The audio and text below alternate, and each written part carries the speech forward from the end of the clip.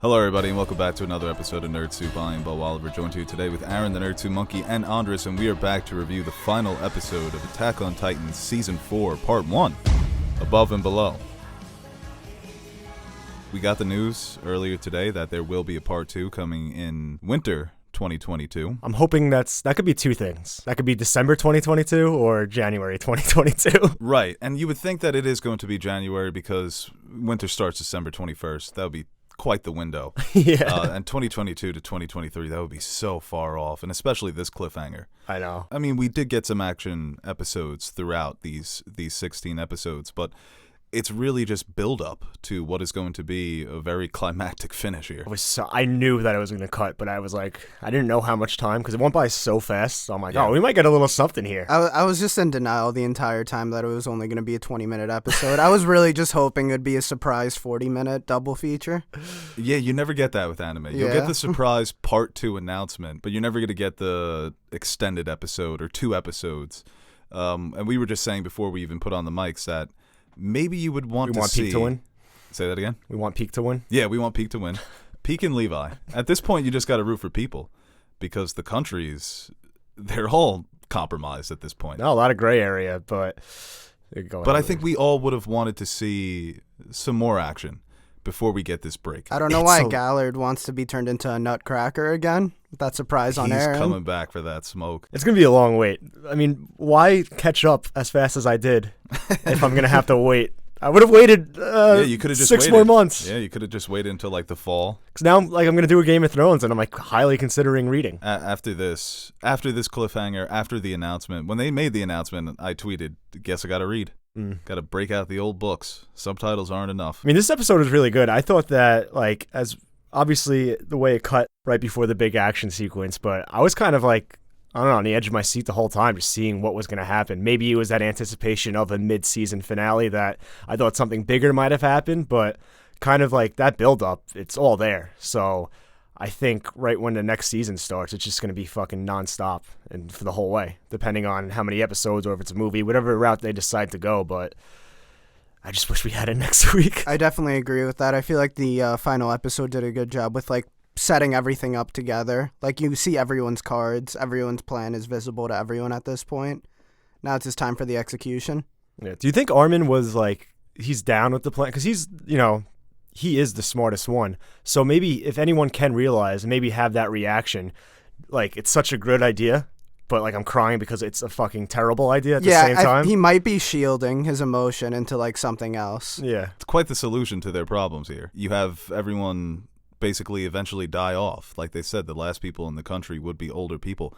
With Armin, I thought that he was about to start laughing. I thought that he was fucking with them. Like, oh, I've been brought to tears because your plan is so noble. Like he was being sarcastic. Mm-hmm. But I think that could be the way that he was going as well. That he just agrees with this. It's an interesting dilemma. Seeing the episode with Zeke and kind of his rationale and his upbringing, they got to stop doing that. Like now I like Zeke. Well, I always liked it because Beast Titan Monkey, we kind of have that connection. But, seeing his plan and their upbringing and just how terrible their lives are. And, him and Eren agreeing that it was probably better to not be born at all. Right. It's always been so hard to get into that character's head. Mm-hmm. So for this to be his motivation, to be his reasonings for what he's doing, it was very eye-opening and, like you said, heartbreaking for this character. You instantly feel sympathetic for him. Maybe just like don't turn into Titans. That's what I was thinking. Get rid of your problem. I don't understand why they can't just do that instead. If they can like solve illnesses and make people not be born at all, why can't they just remove the ability to turn into a Titan? Yeah, instead of like making more with your spinal fluid. Right. I wonder if that is a possibility with the founding Titan's power. His power is that he can make more with his spinal fluid, but we learned from his stepfather, the original Beast Titan. Right, yeah, the original Beast Titan, who wasn't much of a warrior, more of a researcher trying to discover the mystery of the Titan. And that's something that we've talked about too. The wars are, of course, interesting and complicated, but there's a lot of mystery for the power there, going back to the origins of it. So I wonder if they're not capable of doing something like that, where if them changing the anatomy of people was just a way to say we created a vaccine, there was a pandemic, we created a vaccine, and we can also use this power to euthanize individuals. That's something that's also kind of realistic in the scientific realm. But, just the heart of the plan, I instantly, when we started talking about the last episode, maybe they have a point here. Maybe that's the way, that's how fucked up this world is. Especially when you see the way that he was brought up. I definitely see what you're saying with that, and I do sympathize with Zeke a lot, but I just feel like it really contradicts from the beginning of the show. Like when Aaron talks about how everyone's viewed as cattle, we're all prey to the outside world. I feel like Aaron just fundamentally wouldn't be down for this. So do you think Aaron is playing Zeke? I think in a sense, yes. Yeah, that he's kind of playing into this idea that he'll go along with this plan. Grisha Yeager was wrong. Yeah. Probably the same reason he told Mikasa he hates her, I think. We talked about that before the episode. It's kind of like tough love. Like you have to be hard on the people closest to you in order to save them in some way. Somebody I follow on Twitter mentioned the scene reminded him of Arya throwing rocks at Nymeria. Yeah. That just get away from me. You're not going to want to be around for this. But tough love. Right, yeah, tough love. Knowing characters like Mikasa and Armin, they're not going to be able to stay away. I think that was interesting though when she has no control over what she does. I found that to be when she just turned into the Terminator and stopped Armin from swinging. And I don't know, I still don't know how I think about that, but it's something where it's an idea. Yeah. And I'm the same way because Levi's an Ackerman as well. So right. You would think that it activated for when he was a young boy living in the slums, and then it activated again for Erwin.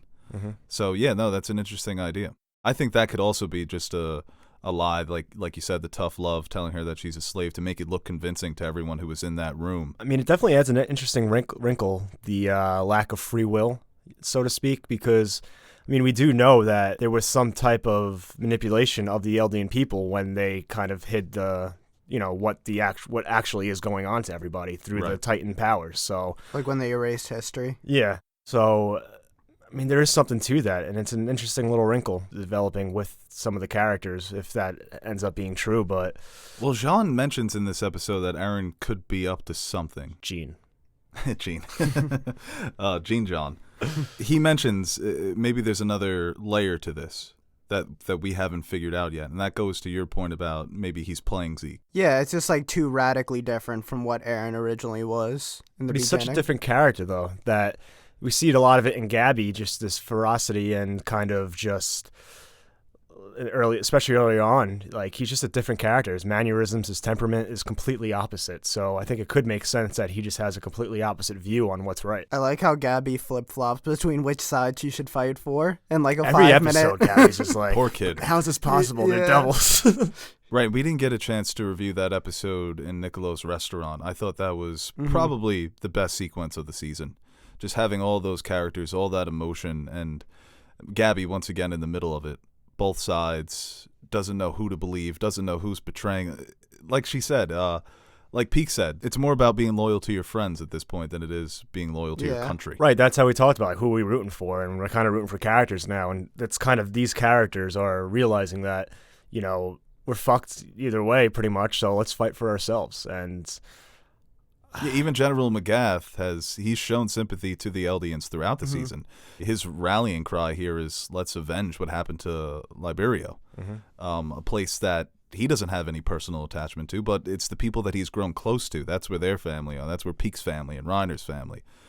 So yeah, that's been very interesting this season, is getting all these different looks at these characters, humanizing them, and then having them just kill each other in front of the audience. We haven't seen that yet, but we're going to see that. I can't wait.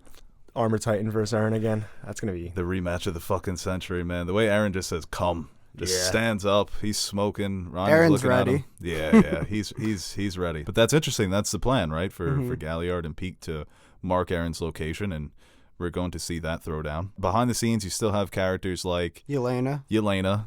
Yeah. Basically Littlefinger, except she actually believes in who she's following, I feel. Right, yeah, just kind of a cultist. Yeah. A very intelligent... keeps it classy.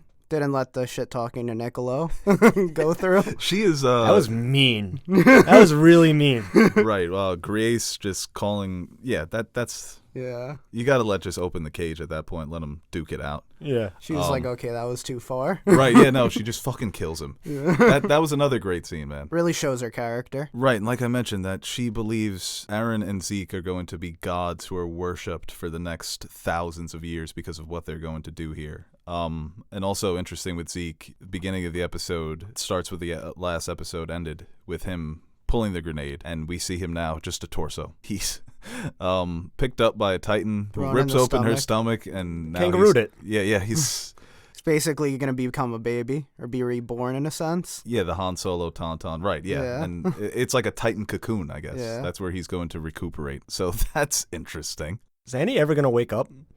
I thought she was going to wake up at. We didn't see was there an end credit scene? No, there No. wasn't an Yeah. end credit scene. Yeah. I think Annie, she's going to escape in the chaos, right? Yeah. I do wonder, like, let's say Mikasa and company get freed at some point. Like, what do they do? To your point, you would think that you have to kind of side with the Jaegerists if you're Mikasa and the crew, right? Not if they don't agree with the euthanasia plan. But for the time being, if Marley's coming here to just wreck shop, right, their whole plan is to steal back the Founding Titan. Everything is lost. At the very least, you need Eren. Like, he's the enemy you need with the Founding Titan. You don't want Marley having that Founding Titan, right? It's like the bigger Jaws theory. Yeah, because if Marley has it, everything's coming crashing down. They're just going to annihilate you. You don't have the deterrent of the rumbling. That's lost. So that's it. It is interesting. No, they have some decisions to fucking make here, man. I'm out. I'm retiring. Putting in my 2 weeks. What's good with Falco, you think? I have no fucking They idea. were very, They mentioned him. beat around the bush, though. Yeah, It's beating like, oh, he's around the here. bush. He's got Zeke's blood in him. Mm-hmm. I always thought that Falcon would Falcon. I always thought that Falco was eventually going to be the one who inherits whoever's Titan power, and Gabby never does. Because they foreshadowed that a lot, that he was going to protect her from ever becoming that. I mean, it's not too late for that, I feel. Because if he does just turn into a Titan from Zeke's Scream, he could just eat like an original Titan user. Right, and maybe that's the candidate that they use. Similar to Marley using a kid to eat a Titan and inherit that power, but being used by, I don't even know what to call them, the non-Jaegerists. Being used by Armin and that other crew. But right now, yeah, he's in the hands of Eren. So Yeah. you wonder if Eren has plans for Falco and Gabby. Mm-hmm. But now Gabby's... Use them as a hostage, too. Right, yeah. I love that Eren just refers to Gabby as the kid who killed Sasha. That was funny. He's like, hey, kid who killed Sasha, get up. No, that's another good point, that in this battle, maybe Eren brings that up to Reiner. Like, maybe Reiner has Eren dead to rights, and he's like, hey, I still have Falco. That's none of these guys can touch Eren. I hope they better have a plan. Because how do you think this Just battle fucking ends? shot him. I know they need the Founding Titan and all, but I mean, How do you think this battle ends, though? I think it ends with the Jaegerist victory. it has to, because I think the final confrontation will be the Jaegerist versus the non-Jaegerist. Right. And we think Levi's alive, obviously. You don't kill off Levi. Especially since we didn't see his body Right. this episode. He's got to be just alive. flies away. Yeah. I feel like if he was dead, we would have just saw his corpse. I still think I don't know. He's lucky he didn't drink that wine. I would have been fucking hammered. Well, I think it's that Ackermans can't become Titans. So even if he did drink it, he'd be fine. Same for Mikasa. Right, okay. I always Yeah. forget he's an Ackerman. They never really, mention it. They mention it, once or twice. And I'm kind of like, okay. Yeah. I just take it as their royal guard, essentially. It's funny because even in scenes, Mikasa learns about what it means to be an Ackerman, and Levi's also in that scene, but he'll have no reaction to these revelations. Yeah. It's like he's not an Ackerman. He's just Levi, just everyone's buddy. General Pixies continues to be one of my favorite military characters of all time. He was so good in this scene, assessing the new reality of their situation, the armbands. kind of like damned if we did, damned if we didn't. Yeah. Like, kind of looking in retrospective, it's like, well, I was right not to trust you, but we're still kind of fucked. Yeah. They've lost every sense of negotiation that they've had. Right. Now they can't argue for anything because it's like, okay, I'll just yell and you'll become a Titan. General Pixies as a Titan would be that's the guy that you get to eat Eren. Level-headed.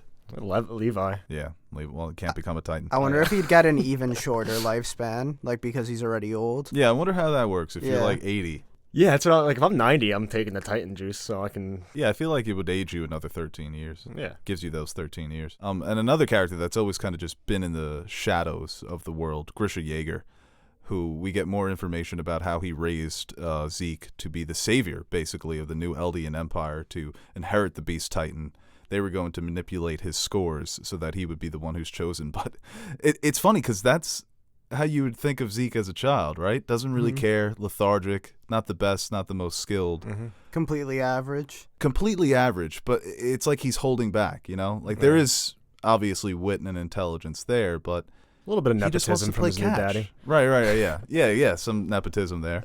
But he just wants to be a kid, you know? He Yeah. wants to get his work done, come home early, and play catch with his dad. And Grisha Yeager is a terrible man, but there's reason for it. You know, what happened to his sister, the world that he was born into, it makes people go crazy because they believe that they have to become fanatics in order to achieve their freedom. Right. Kind of goes back to what Flock said about you need a devil to help us escape this mess.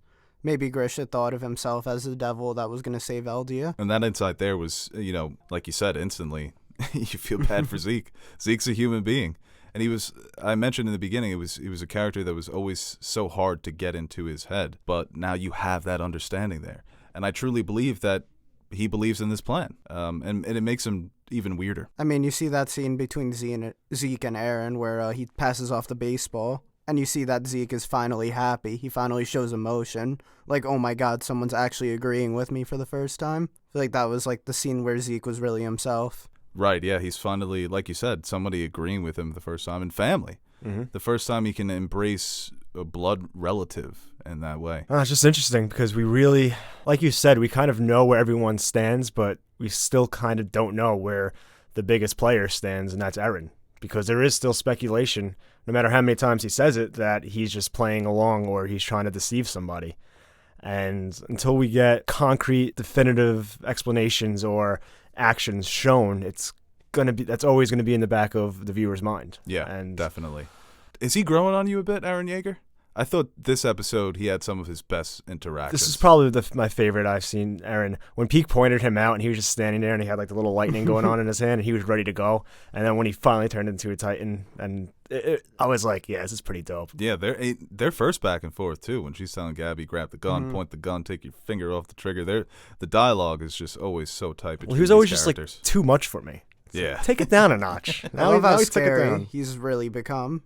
He is Yeah. He is the last character I'd want to be in a room with, being interrogated by or being threatened by. I don't know if I'm rooting for him, but I like the character more. Yeah, I'm most certainly rooting for him. well, it's interesting I've always because been a Rainer guy, so there are all these articles about how he's kind of just tearing down all the tropes of the shonen genre and the shonen hero, the protagonist. And I wonder if they'll have their cake and eat it too, and that Eren right now is kind of a red herring, that he is misleading us, that his motivations are, that there is another layer to it, like Jean said. I don't know. I could totally see him holding Zeke's hand and just being like, you really think I just let you neuter all of Eldia? Right, yeah, that's what I'm saying. Kind of circling back, playing Yeah. Zeke until the last second, and then pulling the rug out from under him. And it's obviously Eren has done a lot of fucked up things. He's become a very great character, but at the end of the day, he was still a hero in the eyes of his friends. And yeah, I think like an acknowledgement from Mikasa, Levi, Armin that like he did the right thing at the end. Right. I think that would be a fitting way if it does conclude like that. But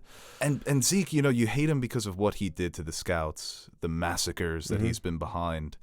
But now with that character, if it does end with Eren betraying him and Zeke doesn't get his way, I'm going to feel sad for Zeke. Pretty tragic. Because he's so entrenched in this belief that this needs to end. This is the only way he can see that the world being safe.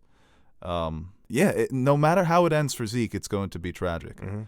And that's just the fucking genius of the show, man. Well, any of these characters, really. Anyone who becomes a Titan, their life is destined for tragedy. Well, it's like when Sasha was volunteering to become a Titan, she's like, I don't want to do it, though. I don't want to. Yeah, I always did when they were like, I want to be the Titan. Like, why? Yeah, it's a terrible way of life. Terrible gig. But yeah, we'll find out in like A year. 7 months. Yeah, no, I'm going to be reading this tomorrow. By the time this drops, I'll know, so. Oh, well, don't tell anybody. Be a well Don't tell of me. answers. I don't care if you spoil it for Andres. All right, guys. Thank you for joining us for this review of Attack on Titan Season 4, Episode 16.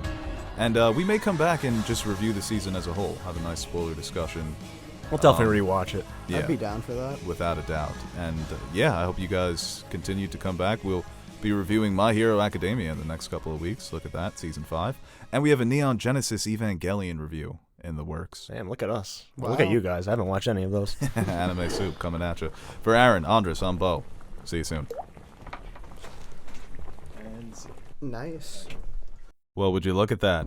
It's finally over. Hey guys, Beau Oliver here for one final send-off. Now, before I beg you guys to like and share this video, I'd like to thank our very special Patreon pledgers. We are very proud of the community we've been able to build here at NerdSoup, and it would not have been possible without our Patreon supporters. You guys are the true MVPs of this channel. Everything I've said, you keep the fridge full, you keep the lights on. There aren't enough words to thank you guys, but we'll do it anyway. Thank you. And we have a few videos coming up that have been suggested to us by Patreon pledgers. My Hero Academia, Neon Genesis Evangelion, and Full Metal Alchemist will be reviewed by Marissa, and yours truly, and Castlevania, which will be reviewed by Marissa and Aaron. And if you'd like to consider donating to our Patreon page, you can visit patreon.com/nerdsoup and check out some of the rewards we offer to our listeners. And really, we'd like to thank everyone who takes the time out of their day to watch our videos. Patreon pledger or not, your support is what keeps us motivated to keep giving the world our opinions on movies and TV shows and video games and pop culture, even though no one asked for it. We're still here, we're still yapping, and we hope you continue to join us. I'm Beau Oliver, and I support this message.